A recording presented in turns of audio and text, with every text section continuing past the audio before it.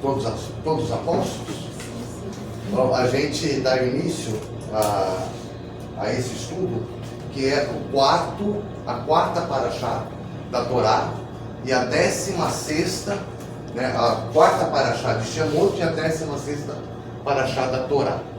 Então, Bechalá, ela é uma das passagens, né, que tem literalmente uma das passagens mais famosas de toda a Bíblia, né, que é, quem nunca ouviu falar da travessia do Mar Vermelho?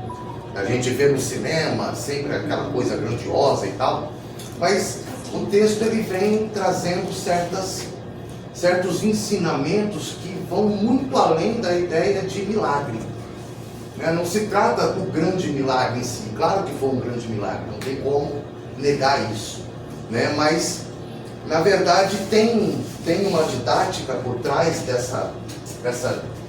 desse evento, que é uma coisa cotidiana. É uma coisa cotidiana, porque todo dia nós precisamos romper com o nosso ego e atravessar o Mar Vermelho, né? Todos os dias nós precisamos atravessar esse mar. Mar Vermelho é um erro de tradução que veio da Septuaginta, né? Colocaram lá Mar Vermelho, mas na verdade é Yam Sof, que é mar de juncos, né? E dentro de uma tradição cabalística é Yam Sof, que é o mar do fim, né? Por que mar do fim? Eles entendiam naquela época que dentro do território egípcio, aquele mar representava o fim do mundo conhecido, né? Tudo aquilo que os egípcios conheciam iam até a margem do mar. Então, eles entendiam isso como o mar do fim, ou seja, o mar do fim de tudo aquilo que nós compreendemos. O que há do outro lado então? O desconhecido. O desconhecido. Então essa travessia do Mar Vermelho, ele vem trazer essa ideia de você abrir mão de tudo aquilo que é seguro, que é tudo aquilo que é conhecido, e ir em direção àquilo que é inseguro, desconhecido. Essa é a ideia de atravessar o mar, é sair da zona de conforto, tá entendendo? E isso é a ideia dessa paraxá que vem, né? Começa contando, né, que eles foram até as margens do Mar Vermelho e os egípcios estavam perseguindo. E aí vem o Midrash e conta e fala sobre 4 tipos de pessoas que estavam ali na margem do mar, né? Ontem a gente estava vendo esse estudo, achei interessante. 4 tipos de pessoas. O primeiro tipo é aquele tipo que diante da dificuldade, né, olha para um lado, rochedo, olha para o outro lado, penhasco, atrás de mim vem os egípcios, a morte, e à minha frente está o mar. Então, 4 tipos de pessoas se revelam nesses momentos de desafio, né? Porque há ali um desafio. Existem 4 maneiras de lidar com esse desafio, 4 maneiras mais imediatas no caso. O primeiro é o quê? Vamos nos lançar no mar. Essas pessoas, o que o Midrash chama de os desistentes, né? São aquelas pessoas que diante da dificuldade não há mais o que fazer, vamos nos jogar no mar para morrer. Eu desisto, eu não vou lutar, eu também não vou fugir, então eu vou me entregar, mas não vou me entregar ao egípcio, eu vou me entregar à morte. Então são pessoas que tendem a desistir, né? Eu desisto, não quero mais lutar, não quero, o que acontecer, aconteceu. Então assim, eu vou me lançar no acaso, tá entendendo? Eu não quero mais fugir, também não quero mais avançar, e também não quero voltar, então eu desisto, eu abro mão, tá entendendo? Diante desse desafio eu não sei o que fazer, não há o que fazer, então eu me afogo no mar, e está tudo certo.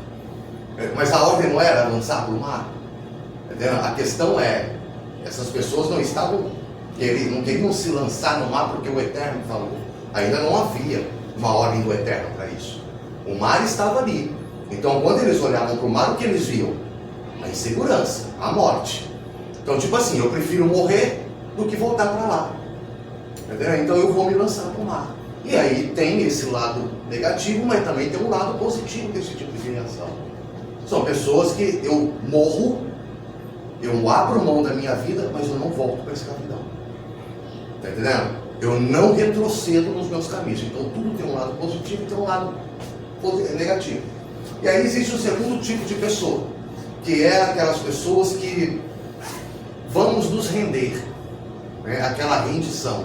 Os egípcios vão vir, a gente ergue as mãos, nós nos entregamos, a gente volta para o Egito, e lá no Egito, então, a gente volta à servidão. Tipo assim, eu não quero ir à frente. São pessoas que têm essa tendência de ter medo dos desafios, então elas sempre recuam, e elas se colocam em uma zona de conforto. Então, fazer o quê? Sabe aquele conformismo? Ah, não tem o que fazer. Ah, é assim mesmo. Está entendendo? Então são pessoas que estão sempre buscando uma situação de conforto, uma zona de conforto. E existe um lado positivo também, por incrível que pareça, que é o quê? São pessoas que pensam na sua própria segurança, na sua própria estabilidade, e que apesar do mundo ser o que é, eu admito que eu não posso mudar essa situação, então eu me adapto. Esse tipo de pessoa acaba sendo então aquelas pessoas mais adaptáveis. Elas aceitam a realidade como ela é. Então, tem um lado positivo aí, não tem? E aí tem um terceiro tipo de pessoa. Tá entendendo? Esse tipo de pessoa é o quê? É aquela pessoa que luta. Nós vamos lutar. Os egípcios estão vindo, não tem como recuar para frente, não tem como avançar para frente, não tem como fugir para os lados. Então, eles estão vindo, e por mais que eles sejam mais numerosos, estejam todos mais fortes, mais armados do que nós vamos lutar. E nós vamos morrer, mas vamos morrer lutando. É o bravo, né? São pessoas bravas, corajosas, elas não se importam muito com a consequência. Mas peraí, eu vou morrer, vou dar minha vida numa luta, que eu sei que eu vou morrer? Isso não é muito inteligente. Tá entendendo? Então aí você vê que a coragem sem uma estratégia, na verdade, ela é uma tolice. Tá entendendo? Não, vamos lutar, vou dar a minha vida, que eu sou corajoso, que eu vou lá e faço acontecer. Cara, mas você vai morrer, você vai colocar sua vida em risco, mas não vou morrer como covarde. Não tem aquela parada? É melhor morrer de pé do que viver de joelho. Tá entendendo? Então são essas pessoas que têm esse espírito de bravura. Contudo, elas não valorizam a sua própria vida, porque elas se colocam em perigo, né? Então tem um lado positivo e tem um lado negativo, tá entendendo? São pessoas que têm um ímpeto, que avançam, acabam sendo excelentes líderes, mas ao mesmo tempo também têm essa tendência de ter uma certa imprudência. E aí existe um quarto tipo de pessoa, que é aquela pessoa que, bom, eu não vou me lançar no mar, eu não vou voltar para o Egito, eu também não vou enfrentar os egípcios, então eu vou fazer o quê? Eu vou rezar. É a melhor alternativa, ao que parece, não é? Vamos rezar para que o Eterno nos dê uma solução. Só que o Midrash, ele vai colocar a ideia de que essa também não é a melhor opção. Por quê? São pessoas que querem tudo na base do milagre. Existem coisas que dependem de uma ação tua e não de uma ação divina. Poxa, Deus já fez 10 pragas, né, sobre o Egito. Ele lançou 10 pragas. Todo mundo aqui sabe que Deus é poderoso. Tá entendendo? Então, existe a necessidade de eu também mostrar a minha força, de eu também fazer a minha parte. Mas essas pessoas fazem o quê? Elas vão orar, porque se não fizer um milagre, se Deus não preparar tudo para elas, elas não se movem. Não, nós só vamos fazer, eu vou orar e conforme o Eterno me disser, eu vou fazer conforme o Eterno me disser. Mas existem reações que são imediatas, né? A vida às vezes pede que você haja com prontidão. Só que elas vão orar e ficam esperando a orientação do Eterno. E se o Eterno quer que você avance? Tanto que o Eterno repreendeu essas pessoas, né? Eles foram orar e aí o Eterno falou para Moisés: por que estão orando? Diga ao povo que marche. Não é para orar, é para marchar. Está entendendo? É para avançar. E aí existe um quarto tipo de pessoa, um quinto tipo de pessoa, né? Esse quinto tipo de pessoa, ele é chamado no Talmud, né, de Nachshon ben Aminadav, né? Era um homem da tribo de Judá. Ele, quando entendeu que o Eterno abriria o mar, porque o Eterno disse que abriria o mar, quando Moshe tocou, não foi imediato. o mar não se abriu. E o povo ficou esperando, e os egípcios se aproximando. Então ele pensou o quê? Se o Eterno disse que vai abrir o mar, ele vai abrir o mar. Então eu vou entrar. E ele entrou no mar e foi caminhando dentro da água, e quando a água já estava no pescoço, já quase afogando ele, e ele continuou avançando, antes da água entrar no nariz dele, a água começou a se abrir, abrindo caminho para todo o povo. Então aquele povo se maravilhou do mar se abrindo, e então puderam passar. Mas por causa da ação de coragem e determinação de um único homem. Não foi Moshe, que às vezes a gente vê que, não, Moshe ele foi entrando. Não, Moshe tocou e ficou esperando. Ficou esperando, ele não esperou. Não, se o Eterno falou que vai abrir, ele vai abrir. Então pronto, eu vou avançar. Eu vou avançar. Não, mas você pode morrer. O Eterno disse que vai abrir. Então eu não vou ficar esperando ele fazer para então eu agir. Porque eu entendo que a ação, a minha ação, é que vai provocar uma reação do Criador. Então existem coisas que eu preciso ter iniciativa. Se o Eterno falou, faça isso, eu não olho para a dificuldade. Eu tenho que olhar para o que tem que ser feito. E as dificuldades vão sendo desintegradas conforme a caminhada vai avançando. É assim que funciona na nossa vida, ou não? Está entendendo? A gente vê que uma coisa é difícil, mas a gente avança. E aquela dificuldade que estava nos retendo, quando a gente olha para trás, ela já ficou longe. Ela já está lá. Está entendendo? E aí você vai olhar para a sua trajetória e você vai perceber que se aquele medo te paralisasse, está entendendo? Você não teria chegado onde chegou. Então você avança apesar do medo, porque coragem é isso. Coragem não é a habilidade de não sentir medo. Coragem não é você não sentir medo. Quem não sente medo é maluco, é doido, é doente mental. Pessoas que não sentem medo são pessoas que têm distúrbio mental. Está entendendo? E nada contra, mas é uma condição. Porque o medo, a coragem, na verdade, é a capacidade de agir apesar do medo. Você sente medo, mas você age. Está entendendo? Eu estou com medo, mas eu preciso agir. Porque algo tem que ser feito. E se o Eterno falou, o Eterno fará. Ponto. Então eu não olho para a dificuldade, eu olho para a necessidade da ação. E se o povo não quer tomar essa ação, tomo eu. Então esse é o desbravador. É aquela pessoa que olha para a dificuldade e não enxerga a dificuldade em si. Enxerga a possibilidade a partir da dificuldade. Então, quando vem essa ideia... Pode abrir essa porta, por favor? Deixa entrar um ventinho. Então, quando vem a dificuldade, é justamente o momento do milagre. Está entendendo? Mas o milagre nem sempre tem que ser entendido como uma ação divina.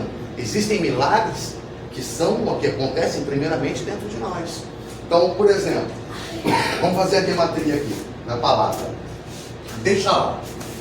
Então, deixa lá o beit. Qual é o valor do beit? 2. E o valor do shin?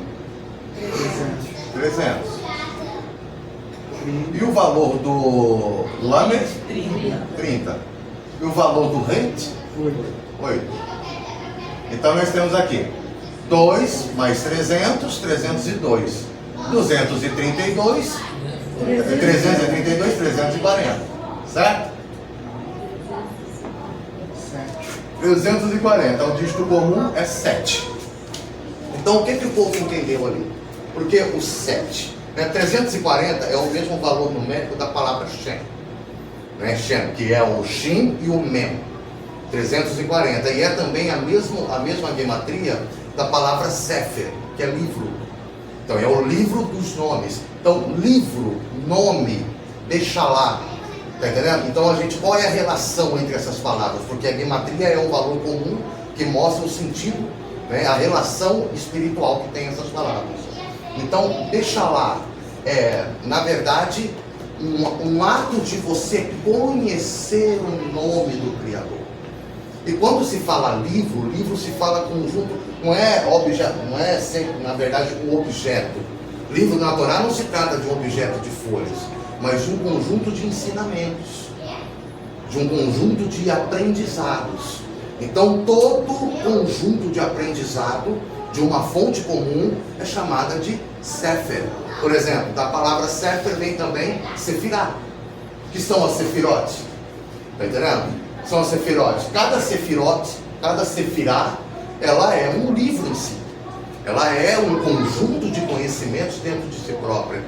Então, cada esfera, né, cada esfera que é também uma herança, né, portuguesa dessa palavra Sefirá, né, porque a palavra esfera e Sefirá tem uma relação.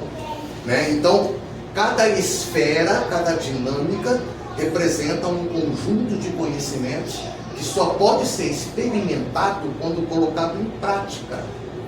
Entendeu? Então, eles estavam ali a caminho do quê? Do seu próprio Shabat. Eles não tinham Shabat no Egito. Está entendendo? Então, somente o trabalho. Somente o trabalho, somente a escravidão, somente a imposição. Agora eles estavam indo em caminho da sua liberdade. Esse é o Shabat, essa é a sua liberdade. É a ideia de você transcender as suas próprias limitações e ter uma conexão com o Criador. O Shabat é isso. O Shabat é essa conexão com o Eterno.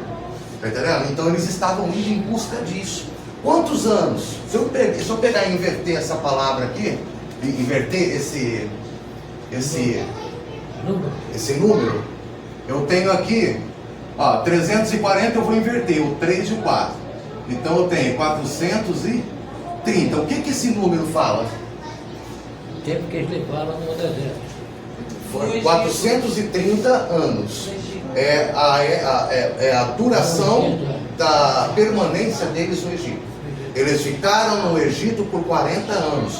Então eles estão chegando aqui ao fim deste processo de 430 anos. 430 anos é o mesmo valor numérico da palavra Nefesh.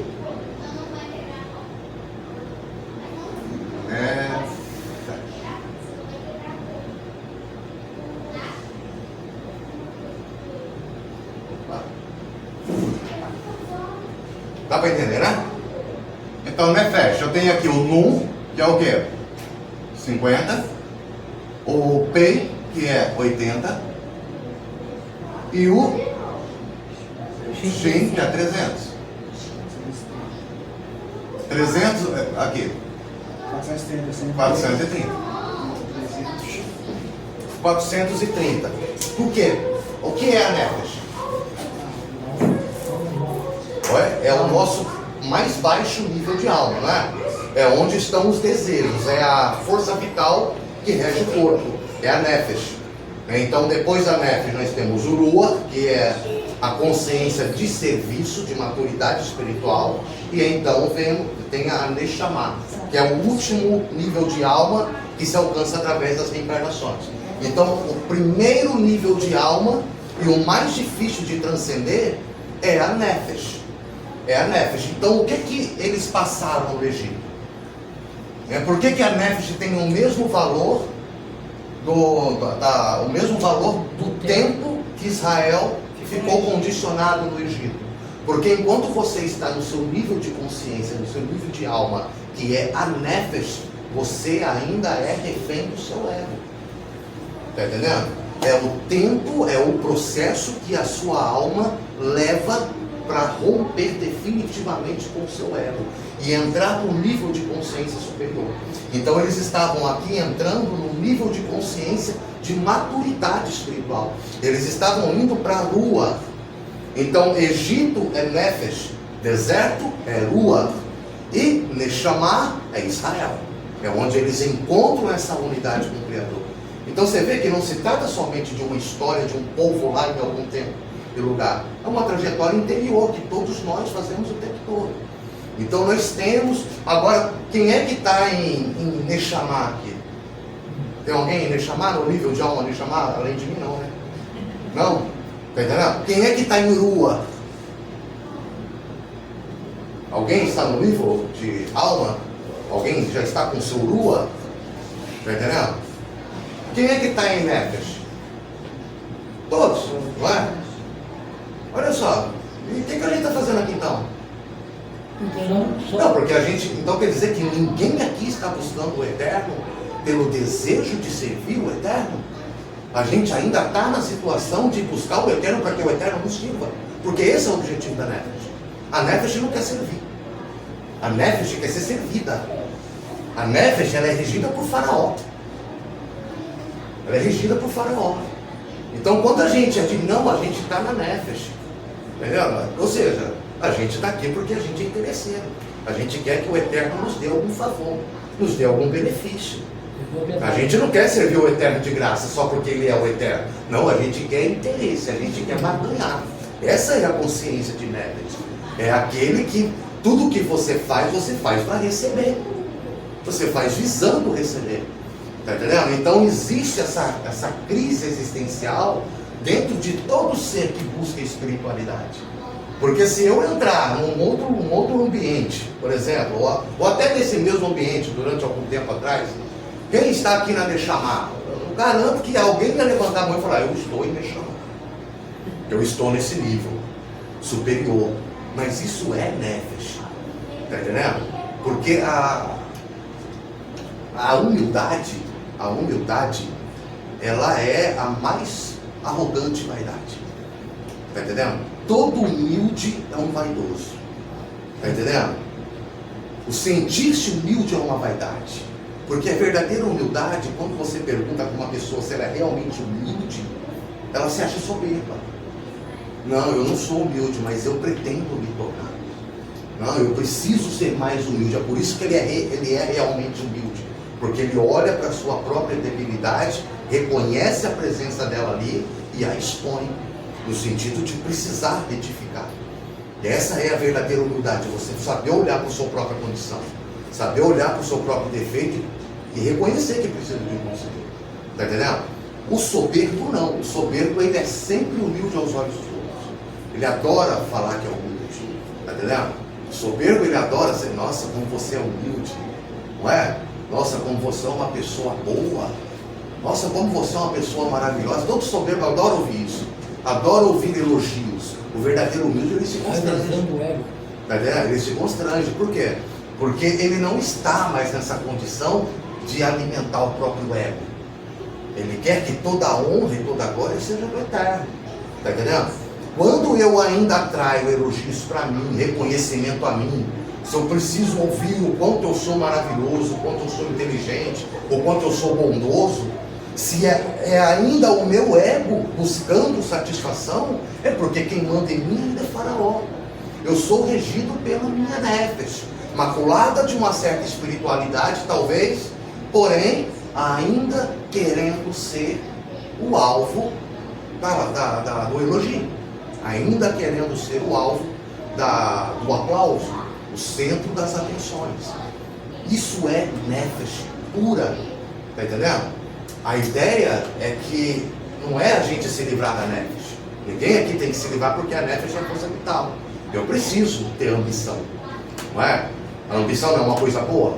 Sem a ambição ninguém conquista nada, entendendo? Só que eu não posso transformar minha ambição em arrogância, em ganância, tá entendendo? Porque se a pessoa pega essa ambição de conquistar, de evoluir, de ter as coisas, de ir em busca daquilo que quer, e transforma numa intenção de prejudicar qualquer um que se coloca no seu caminho, a ambição ela deixa de ser pessoal. Que a ambição ela é voltada para si. É eu querer algo melhor para mim. Está entendendo? A ganância não. Eu não me contento com o que é bom para mim. Eu quero o que é bom para mim sendo mal para o outro. Eu quero ter mais só para poder olhar para o outro e desprezá-lo por ele ter menos. Essa é a ganância. Eu não me contento com o benefício do outro. Eu roubo, eu tiro, eu vou lá, eu massacro, eu piso por cima, eu calunio, eu difamo.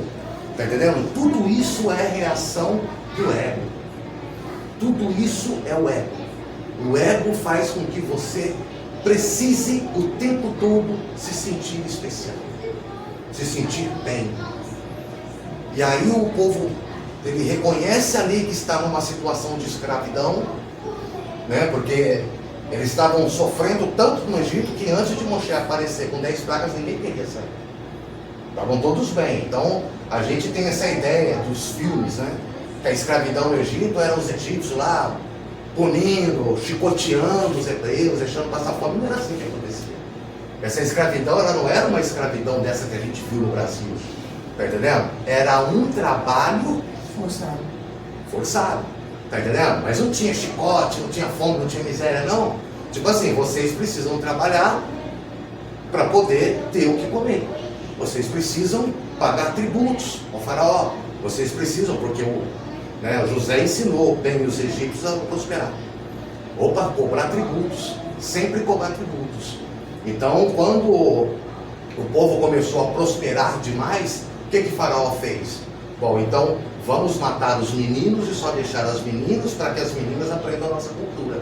Então eles vão continuar procriando, mas agora, ao invés de procriar um povo estranho na minha terra, elas vão ser as mães dos novos egípcios. Então vamos assimilar. Está entendendo? Então essa tentativa de assimilar. E aí quando o povo se recusa, eles vão lá e aí Moshe, o Eterno envia Moshe para pedir para que Faraó liberte o povo. O que o Faraó faz? Aí começa a dificultar, tira a palha, tá entendendo? O trabalho fica mais pesado. Então, aí o trabalho começa a ficar realmente pesado. Quando eles sentem esse interesse, esse desejo de romper, de sair dali, aí o ego começa a dificultar. Mas até então, tudo dependia de assimilação. Tá entendendo? E aí quando Moshe ele vai com o povo para a beira do Mar Vermelho, e eles se sentem ali acuados, vem esses 4 tipos de pessoas com reações diferentes. Enfim, acontece a travessia do Mar Vermelho. Alegria, vitória, não é isso? Tem até um cântico de louvor ao Eterno. Agora nós não somos mais escravos do Egito. Está entendendo? Nós não somos mais escravos do nosso ego. Nós rompemos com as nossas limitações internas. Isso não é bom? Aí, beleza, então agora é tudo fartura. Agora é tudo festa, Agora é só alegria. Romper com o meu ego. Não é o objetivo de todo ser humano? Transcender a sua nefesh. Está entendendo? Agora nós atravessamos o mar. Agora não tem mais Faraó ditando regra. Então agora a nossa felicidade é plena, Não é? Aí acabou a festa, aí bebemos, celebramos, agora, tô com ressaca, vamos beber uma água? Vamos. Aí eles vão para Mara. Mara, águas amargas. Aí que está a parada. Por que o adolescente ele tem tanto conflito existencial? Porque ele está saindo de uma situação onde ele é escravo. Porque ele é alimentado por outro. O escravo, ele é alimentado por outros, não é? O escravo, ele trabalha, ele vai lá, ele é alimentado, ele vive sobre a regra, ele não tem preocupação. A única preocupação dele é obedecer. É seguir o sistema estabelecido. Então o escravo, na verdade, ele tem uma certa facilidade porque ele não precisa pensar muito. Alguém pensa por ele. Ele não precisa se esforçar tanto. Tá entendendo? É somente manter aquela passividade. O escravo é um ser passivo. E a passividade é isso. Aqui na sala de aula, quantas pessoas aqui estão com caderno e com caneta? Ninguém. Anotando. Tá entendendo? Então, quantos estudantes nós temos aqui? Eu esqueci o meu hoje. Não, eu sei. A Samanta falou que atrasada, acabou esquecendo. Mas assim, quantos aqui são estudantes? Quantos aqui sentam, porque a Samanta ela senta todo dia de manhã, ela acorda, a primeira coisa que ela faz, ela vai lá, ela abre os livros da Torá e ela faz os estudos dela toda manhã. Aí que começa o dia dela. Mas quantos aqui tem esse hábito? O seu Hérito também. Entendeu? Eu fazia, mas eu estou meio relaxado ultimamente. Então assim, você vê a diferença daquela pessoa que tem a sua autonomia daquele que depende de ser conduzido por outros. Porque o estudante, ele chega aqui, ele não vem receber, ele vem compartilhar. Está entendendo? Ele vem processar. O aluno, aí a diferença entre o estudante e o aluno é o ser passivo. O aluno ele é passivo, tudo que ele tem que fazer é decorar as informações e repetir lá na frente. Ele vai decorando, ele não aprende nada, mas ele decorou tudo. Então o estudante ele é passivo, ele vai lá, o aluno ele é passivo, ele fica ouvindo, ele presta atenção, ele decora, não precisa entender nada, o importante é decorar. E ele recebe essas informações e beleza, até passa adiante. O estudante não, ele é conflituoso. Está entendendo? O estudante ele é ativo, ele não depende de um professor lhe dando informações. O estudante, ele tem a sua própria didática de estudo. Ele vai em busca, ele questiona. E se ele ir numa sala de aula e o professor começar a falar coisas para ele que não condiz com aquilo que ele já estudou, ele vai questionar. Opa, não é assim não. De onde está escrito? Não, o Talmud diz, tá, mas o Talmud diz em qual tratado? Tá entendendo? Eu acho que eu sou estudante, então, porque eu questiono sempre. Não, todo estudante é um questionador. Tá entendendo? Todo estudante é um questionador natural. Não, todo estudante é um questionador natural. Tá entendendo? Então, assim, a ideia é que você adquira maturidade existencial. Você tem que saber quem é você. Quem é o eterno na tua vida. Não é o teu professor, o teu padre, o teu rabino que vai falar quem é Deus para você. Tá entendendo? Porque nos seus momentos de solidão, era só você e ele. Então, se você não conheceu o eterno, na tua intimidade, ninguém vai te apresentar o eterno. Tá entendendo? Então, a ideia aqui é você ter essa maturidade existencial. De parar com essa ideia, de ficar se alimentando da espiritualidade alheia. E ter tua própria experiência com o eterno. Atravessar o teu próprio mar. Saber da própria dificuldade. Aí o povo de Israel vai lá, atravessa o mar. Primeiro, beleza. Vem a sede, vem a fome. Tá entendendo? Oh, mas no Egito a gente tinha água. No Egito a gente tinha. Tá, filho. É porque lá papai dava na boca. Aqui não. Então você vê a diferença entre o cativo e o livre? A liberdade é boa mesmo? Tá entendendo? Será que a liberdade é algo desejável para quem tem tudo na mão? Porque o cativo, ele recebe comida na boca. A liberdade, o livre, o homem livre, ele tem que se virar. Tá entendendo? Ele tem que se virar, porque ninguém vai trazer, porque ele não é independente. O que é independente? É aquele que não depende. Você ia falar alguma coisa? Eu queria, mas se eu puder falar. Os sábios dizem que a pior escravidão é a escravidão da mente. Todo aquele que for preso por corrente ou amarras da mente, então ele é um escravo. Porque o que é livre de verdade é aquele que consegue romper com isso. Entendeu? O que acontece? Ele questiona tudo, porque ele nunca vai estar contente com aquilo que ele está. Não é que não seja grato. Não é essa a questão dele não ser grato. Na verdade ele é grato, só que ele sempre vai estar questionando tudo e todos. É diferente ser grato de ser contente. Ser grato é uma coisa, estar contente é outra.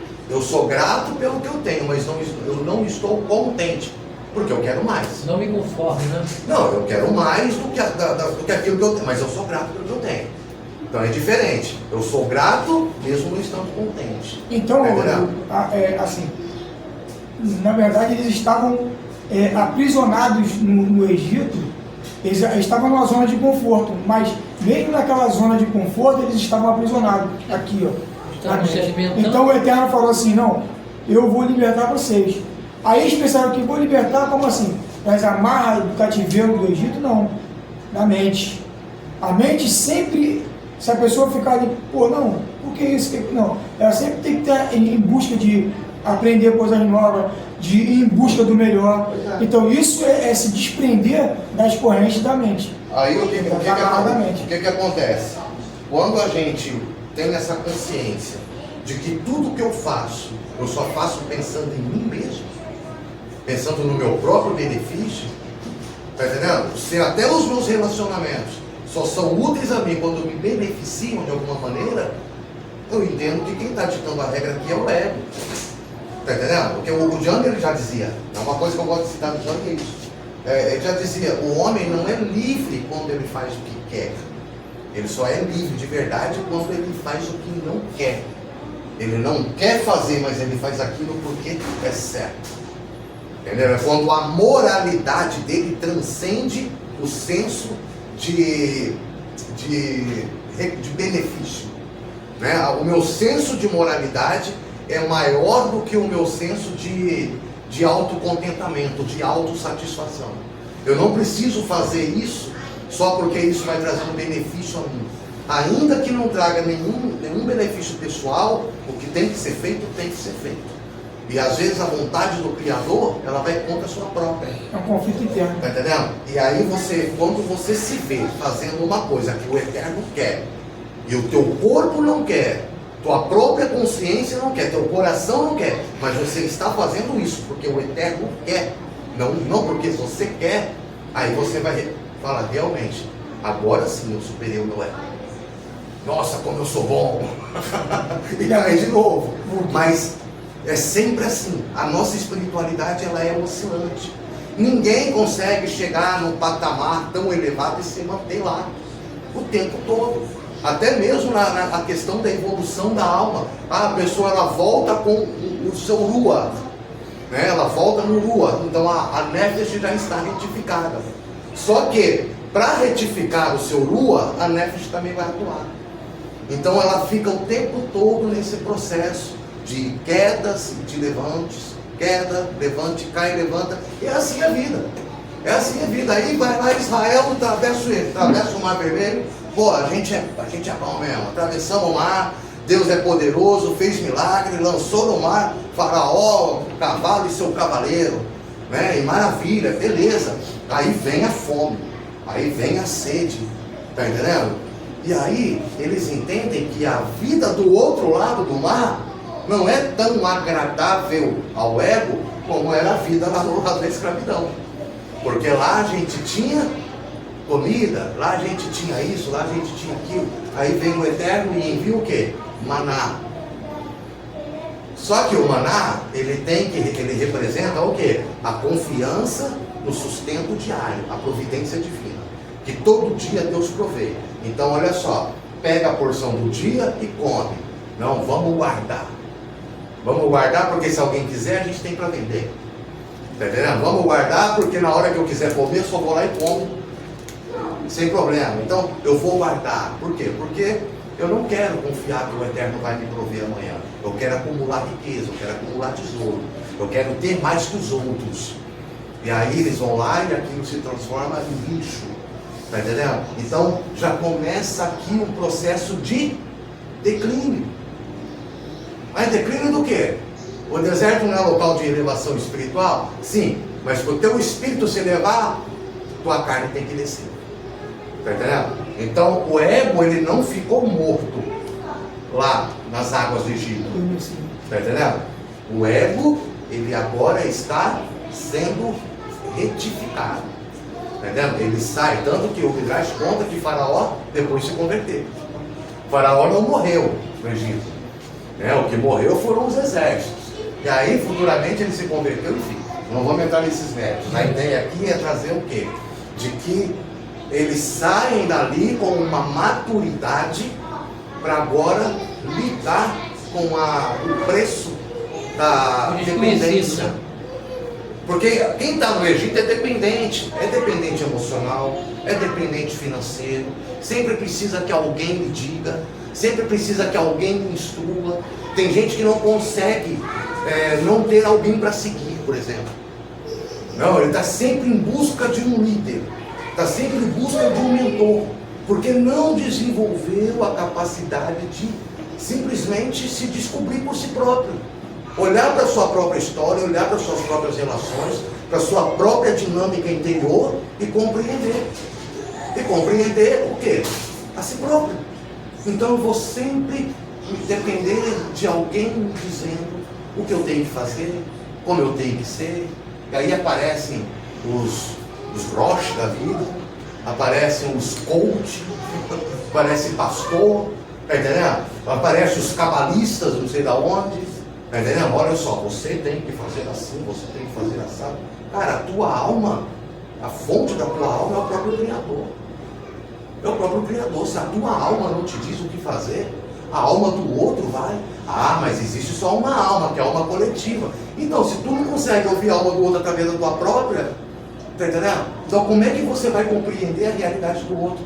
Eu estou falando com vocês a partir do quê? Da minha ótica da realidade. Mas eu não posso falar contigo a partir da sua. Quem conhece a tua história é você.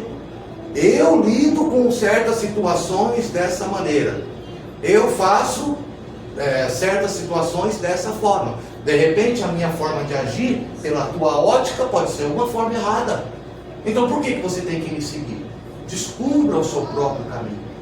Está entendendo? Descubra a sua própria essência.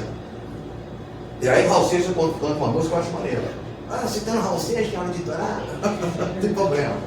Porque a Torá para mim ela é universal, ela não é segmento. Torá não é segmento. Se eu não conseguir encontrar a Torá em tudo, mensagem, né? eu não vou encontrar em nada. Tá entendendo? Mensagem. A ideia é, antes de ler o livro que o guru lhe deu, você tem que escrever o seu. Tá entendendo? Então, para você entender o que eu estou tentando falar com você, você já tem que chegar aqui com alguma experiência de vida, com alguma base de entendimento. E naquilo que eu falar errado, você descarta. Naquilo que eu falar de certo, você abraça. Opa, aí não é a opinião do Rodrigo. Eu não vou falar o que eu penso aqui, falar o que eu acho. Eu tenho que falar com base naquilo que os sábios determinam. E aí, os sábios não concordam entre si? Se os sábios não concordam entre si, que pretensão que vocês, todo mundo aqui tem que acatar o que eu falo? Entendeu? Isso é uma hipocrisia que não tem tamanho. E hoje eu escrevi um texto até no Recanto das Letras lá, e eu falei, vou provocar. Vou fazer um negócio provocativo aqui. Tu gosta, né? Em defesa da hipocrisia. O nome do texto. Meu, como assim em defesa da hipocrisia? Meu irmão, você prefere ouvir o conselho de um hipócrita ou o conselho de um perverso? Não. Ué?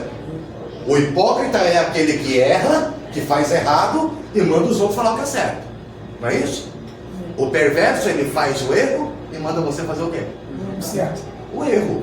Ele é perverso, ele quer que você erre.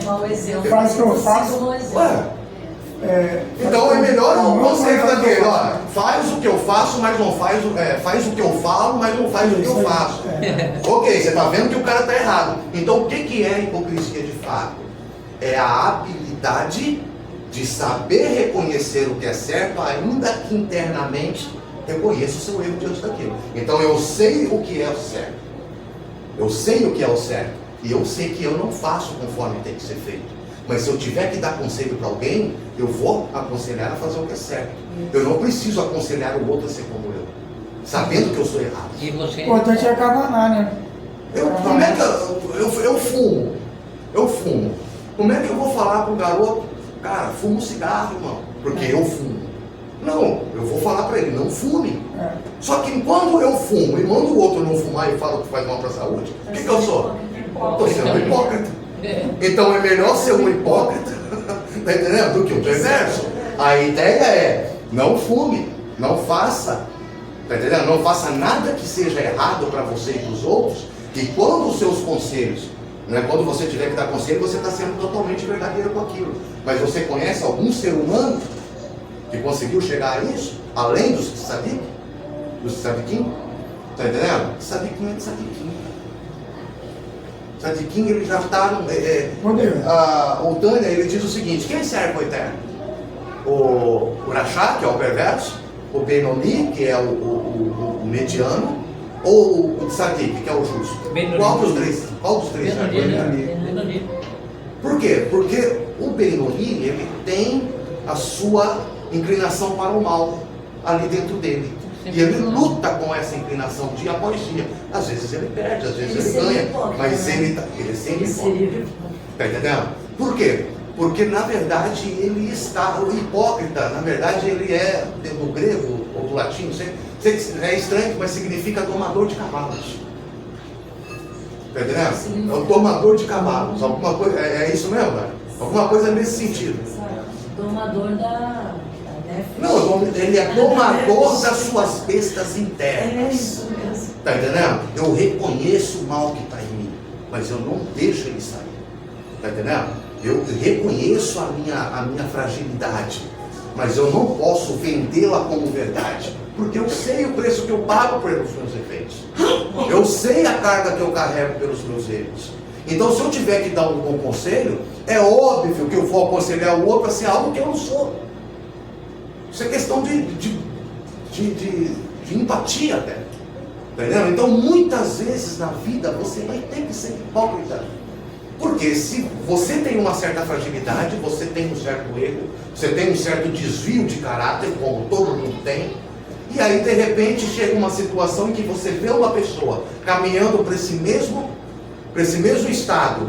Cara, você tem a responsabilidade, olha só. eu fumo, eu já não tenho mais o fogo que eu tinha antes. Eu fumo, eu já gastei muito dinheiro com isso. Eu estou vendo esse garoto aqui, 16 anos, querendo fumar, querendo comprar cigarro. Eu vou chegar uma pessoa, cara, não faz isso, cara. Isso é um vício, isso vai estragar a sua saúde. O moleque vai olhar para mim, você é um hipócrita, porque você fuma, então eu vou fumar também. Tá entendendo? Vai ter moral nenhuma, né? Oi? E vai ter que ter moral nenhuma. Não, e aí você que faz o erro não pode aconselhar o outro a fazer o que é um erro. Então a ideia é que você não leve. Porque o irrepreensível é aquele que em todo conselho que ele dá, ninguém pode apontá-lo de hipocrisia. Eu ainda até coloquei no texto lá, e para vocês cristãos, nem o próprio Jesus escapou da hipocrisia, tá? Porque ele vivia chamando o fariseu de hipócrita, mas aí ele vai lá e manda você amar os seus inimigos, romanos, só que também fala que aquele que não odiar a própria família não pode ser seguidor dele. Se não odiar pai e mãe, não pode ser meu discípulo. Quer dizer que o romano que me oprime eu tenho que amar. Meu pai e minha mãe que me sustentam eu tenho que odiar. Tá entendendo? Então tipo assim, não há como fugir da hipocrisia. Qual é a situação então? É você admitir a sua hipocrisia e melhorar a partir dela. Tá entendendo? Então quando você se reconhece como hipócrita, você admite que erra. Você admite que tem suas falhas. Isso vai trazer sobre você um sentimento de vergonha. E esse sentimento de vergonha vai fazer com que você queira se cobrir. Não foi esse o sentimento de Adão e Eva? Quando eles se viram nus, o que eles fizeram? Eles correram para se cobrir. A vergonha é isso. Sentir vergonha é algo bom, porque te mostra que você está numa situação de desconforto para consigo mesmo. Então você vai buscar corrigir essa falha. Então o hipócrita ele tende a melhorar, enquanto o perverso não tem conserto. Está entendendo? Então, admita-se hipócrita em algum momento da tua vida, mas não queira continuar hipócrita. Está entendendo? Então a hipocrisia ela não está aí para te acusar o quanto você é imprestável, o quanto você é mentiroso e falso. Não, ela está aí para te mostrar, olha só, você já sabe o caminho. Agora é só você mesmo caminhar. Porque a vida não conhece palavra, mas ela conhece ação. Conhece ação. A vida ela não conhece, pode falar o que a gente quiser, mas a vida ela conhece ação. Então você já sabe por onde tem que caminhar. Você já sabe onde tem que ir. Agora é só ir. Rodrigo, o que acontece? Assim, o que eu entendo, assim, eu também observo bastante as coisas, entendeu? Na questão ali da condição da alma ali, da nossa existência, nossa centelha de vida ali, relacionado a Nefesh, Neshama e Ruah. O que acontece? Ali, na questão de Nefesh, eu estava, não é de hoje, eu venho reparando essas coisas, de algum tempo. Ela está relacionada, a Nefesh, está relacionada muito à animalidade do ser humano. E automaticamente, a animalidade, ela está relacionada às coisas materiais. Sim, a Nefesh ela é material. Então veja bem a conclusão, assim, a conclusão é de que, basicamente, para a gente subir de nível, automaticamente, a gente tem que se desprender das coisas materiais. Então, é meio que um cabo de aço, um cabo de força, né? Assim, eu não vou dizer se desprender das coisas. Por quê? Porque quando Israel saiu do Egito, ele saiu com todo o ouro do Egito. Então, eu queria... Tá entendendo? Saiu com todo o ouro do Egito. Então, a ideia aqui não é se desprender das coisas. A ideia é você se desprender da sua dependência dessas coisas. Da sua necessidade de viver por essas coisas. Então, uma pessoa que é ditada pelo ego, ela vive para ganhar dinheiro. Ela vive para ganhar dinheiro. Uma pessoa que já retificou o seu ego, ela ganha dinheiro para viver. Ou seja, o objetivo não é o dinheiro, o objetivo é a vida. Então, eu ganho dinheiro para cumprir o meu objetivo, que é manter a minha vida. O ego não. Ele quer manter a tua vida porque o objetivo é o dinheiro. Não, ele coloca o dinheiro para fora dele, por isso que ele nunca tem. Ele coloca o dinheiro como algo a se alcançar. Então, ele vai mantendo a sua vida, mas sempre com foco em correr atrás de algo. Tá entendendo? Ele coloca o dinheiro como um elefante, só que o elefante em cima dele. Ele carrega o elefante. Agora, o sábio não, ele Mas não é ganha uma coisa dinheiro. tão simples. Ganhar dinheiro aqui é um meio. Não é uma coisa tão simples. Não, tá entendendo? Não é uma coisa tão simples. Não, mas nunca, nada é simples. Nada é simples. A ideia é, qual é a minha visão que eu tenho do dinheiro? Ele é o meu senhor ou ele é o meu servo? Quem é o meu senhor? É Hashem. Se Hashem quiser que eu viva de maná por 40 anos, eu vou viver do quê? Porque é o que ele quer. Tá entendendo? Mas se eu acho que maná é pouco, maná é ruim, tá entendendo? Tem que ter uma cordonice. Tem que ter uma codorniz. O Eterno pode mandar ou não pode? Pode. Só que o que vai acontecer? Vai ter um preço por isso. Vai dar congestão. Por quê? Porque o que eu quero não é o que é melhor para mim. Eu quero o que é melhor para o meu ego. Porque eu enxergo as coisas pela ótica do meu corpo. Eu só enxergo a fisicalidade da existência. O Eterno não, ele enxerga a essência da existência. Tá entendendo? Então assim, vamos colocar isso aqui. Isso aqui é a existência. Essa grande gota aqui é a existência. Isso aqui é a matéria, que é a parte mais bruta da existência. Tá entendendo? Esse fininho. Tudo que eu vejo da existência cabe aqui dentro. A existência é muito maior do que isso aqui. Então eu preciso entender que quando o Eterno ele está me direcionando para alguma coisa, ele não está se baseando na realidade que eu percebo aqui dentro. Tá entendendo? Porque isso aqui é só a ponta do iceberg. Isso aqui é só a casca do negócio. Porque a matéria ela é palpável, é perceptível. Tudo isso aqui é casca. Tá entendendo? O Eterno ele vai me orientar de acordo com esta realidade aqui. Com essa realidade. Esta é a realidade verdadeira. Isso aqui é interpretação. Isso aqui é interpretação. Então, nada aqui dentro é verdadeiro. Porque tudo aqui é interpretativo. Por exemplo, pudim é bom? É. Pudim é gostoso, não é? Então é bom porque é gostoso? Vamos comer, né? Mas é. Não é só Se- que ele é gostoso, ele é bom. Porque Sim. a gente sabe que, cientificamente, o pudim, ele faz mal para a saúde. Mas ele é gostoso. Caramba. Então ele é bom porque ele é gostoso? Tá entendendo? Ele é gostoso. Não, eu adoro pudim. Eu até me sinto ingrato aqui ao pudim por estar falando isso dele. Só que eu nunca vou ter mais saúde por comer um pudim. Claro. O pudim não vai me dar saúde. É o meu caso. Ele vai me dar prazer. Tá entendendo? Vai me dar prazer, porque ele é gostoso. Então assim, eu posso adorar pudim. Isso não vai fazer com que ele seja bom. O que é bom? É o remédio. Bom é a fruta. Bom é o legume, a verdura. São alimentos da natureza, alimentos que o próprio Criador me deu. Esses são alimentos bons. É. Agora, entre uma salada de agrião e um prato de pudim, eu vou no quê? Eu vou no grião. Pudim. Vou no grião. Você vai na agrião, você já está no nível. Já tá no nível. Está no nível mais profundo. Porque eu vou no pudim. É. Só que eu sei que o pudim ele faz mais mal do que um agrião. Grião. Tá entendendo? Mas mesmo assim eu vou no pudim. Por quê? Porque eu vivo ditado por essa esfera aqui, de materialidade. Aqui eu só enxergo como bom aquilo que é prazeroso. E tudo aquilo que é desconfortável eu entendo como mal. Porque o meu valor de juízo aqui dentro é o doce e o amargo. O que é doce é bom. O que é amargo é ruim. Tá entendendo? Então você fica doente, você não vai querer pudim. Vai querer remédio. Remédio amargo. Então, dentro dessa escala, o juízo de valor é o doce e o amargo. Dentro dessa escala, o juízo de valor é o falso e o verdadeiro. Tá entendendo? Aqui o que importa é o que é falso e o que é verdadeiro. Não interessa se o verdadeiro é agradável ou não. Se é verdadeiro, é verdadeiro. Não interessa se o falso é agradável ou não. Tá entendendo? É falso, é inconstante, é irreal.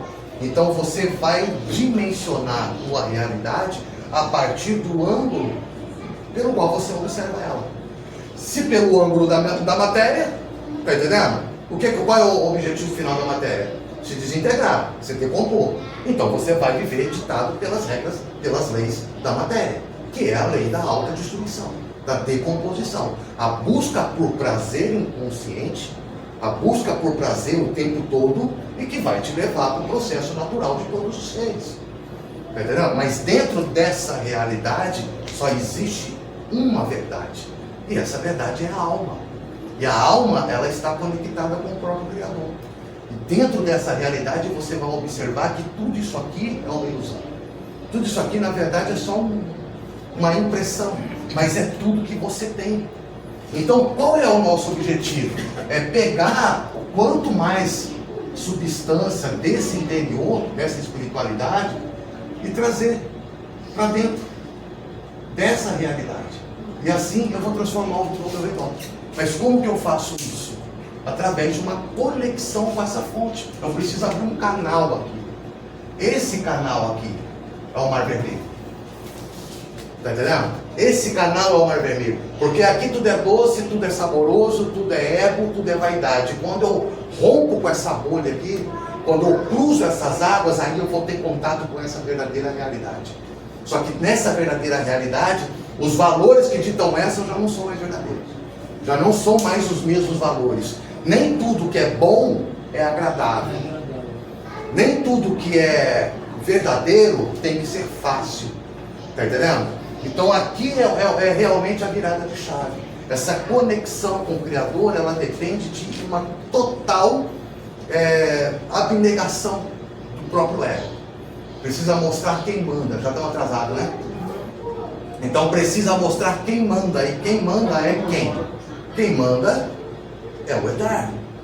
Só que ele não manda de forma tirana. O Eterno, ele é tão bom na sua essência que ele te convida a viver pela lei dele e te convida a viver pela desobediência. Se você andar pelos meus caminhos, assim será. Não é assim que termina a Torá, essa paraxá?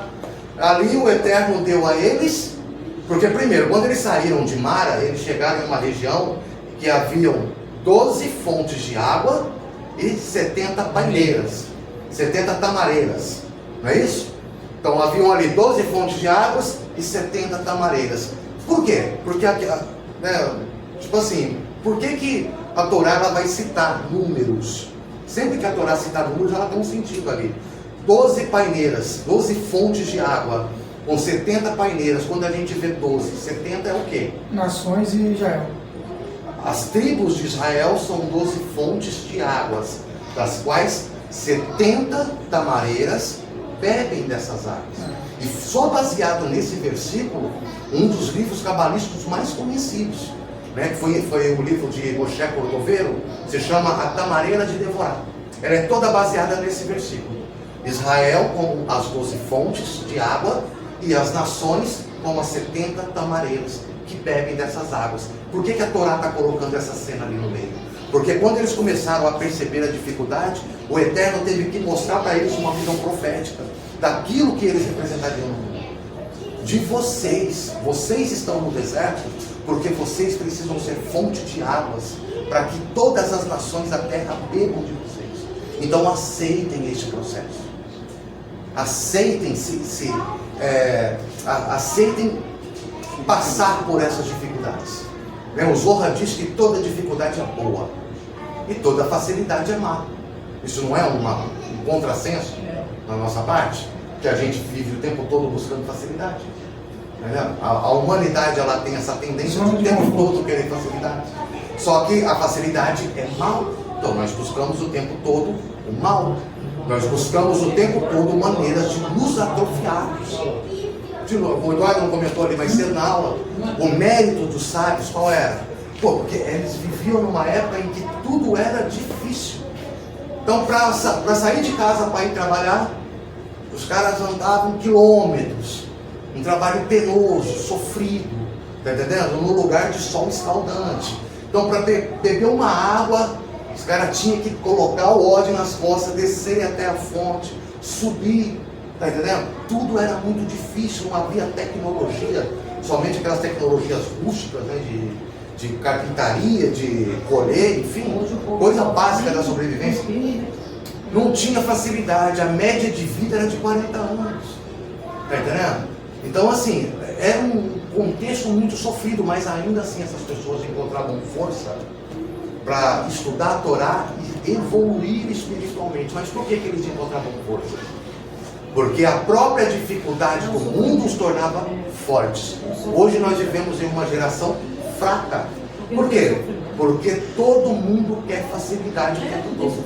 E a tecnologia, ela vem e oferece essa infinitude de facilidades. Isso atrofia o espírito humano. Esse dia eu lendo uma notícia lá que um garoto de 14 anos se suicidou porque foi desabafar com a inteligência artificial.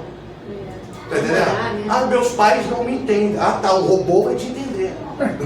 Meus pais não me entendem. Eu tenho vontade de me matar. A inteligência artificial foi lá e falou: eu ensino ele. Como é que ele sabe? Aí, se mata aí.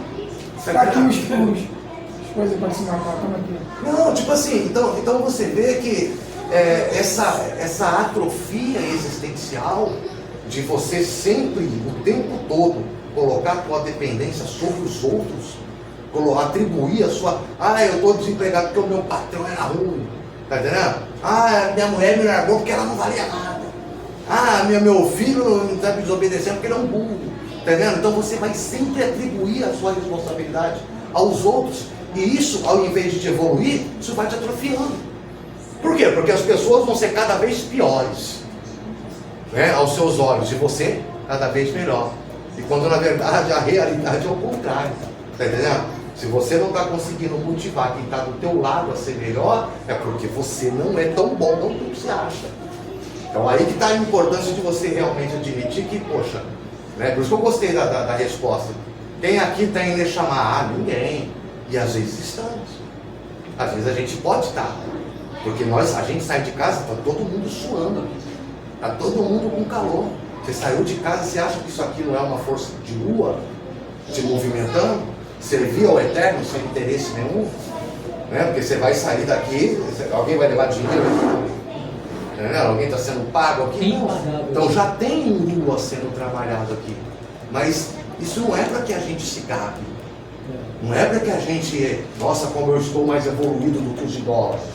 Não, isso é para que você entenda que é um processo necessário. E que você, a cada processo, você floresce como ser humano. Tá entendendo? Então, tudo isso tem que ser revertido em ação. Porque senão a gente fica no mundo do discurso. Né? Nossa, que lindo, que profundo. Nossa, que maravilhoso. Aí chega lá fora e é tudo o contrário.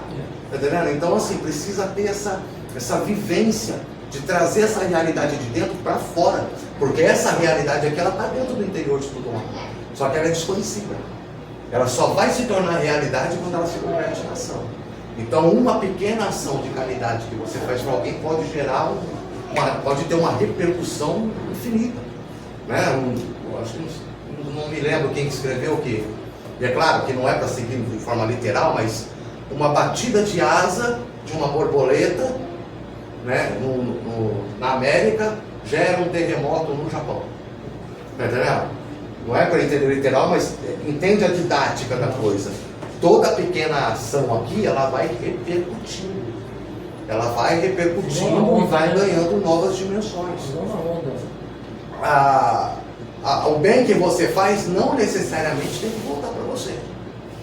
Tá entendendo? Ele não tem obrigação nenhuma de voltar para você. Quem pensar assim... Não, porque se você não faz bem nenhum. Abraão, ele recebeu a promessa de que o povo dele seria uma grande nação. Ele viu isso cumprir. Abraão só viu sofrimento na vida dele. Tá entendendo? Mas o nome dele está aí. A alma dele está aí. A descendência dele está aí. Então nem tudo que você ambiciona tem que ser somente para você. Tá entendendo? O teu nome transcender a tua própria história, você precisa transcender os seus próprios interesses. Amém? Então, encerrado, alguma dúvida, alguma refutação? Tudo certo? Exatamente.